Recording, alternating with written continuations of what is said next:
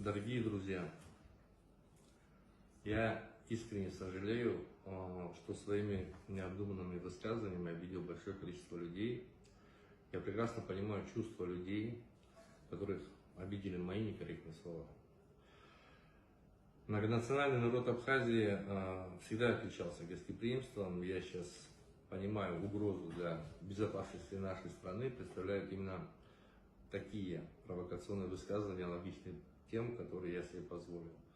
Хочу также сообщить, что фонд кино Абхазии, созданный мною, это частная организация и государственным структурам не имеет никакого отношения.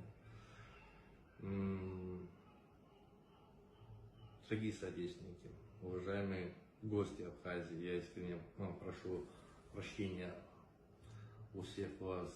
Очень сожалею о своем необдуманном поступке и прошу прощения. Всех люблю, ценю, уважаю. Всего доброго. Национальная угроза, безопасность, национальная угроза экономическая мы видим по факту. Малый бизнес, средний бизнес начинает страдать. Туристы, которые приезжают сегодня отдыхать в Абхазию, даже если у них очень дешевые путевки, они должны понимать, что они сэкономили на проживании, но они имеют возможность отдыхать. Клубы, дискотеки, рестораны, пляжи, вечеринки, экскурсии, все что угодно. Но и этого нету. Они почему-то живут в своих маленьких территориях, в своих маленьких анклавах.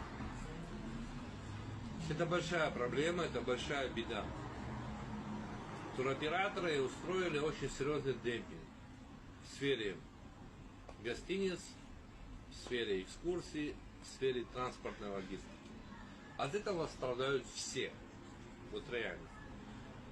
Я лично сказал бы так, как бывший директор очень серьезной туроператорской компании, который продавал 89 отелей. Я обратился бы ко всем директорам, ко всем ательерам и сказал бы: ребята, прекращайте сотрудничать с этим туроператором.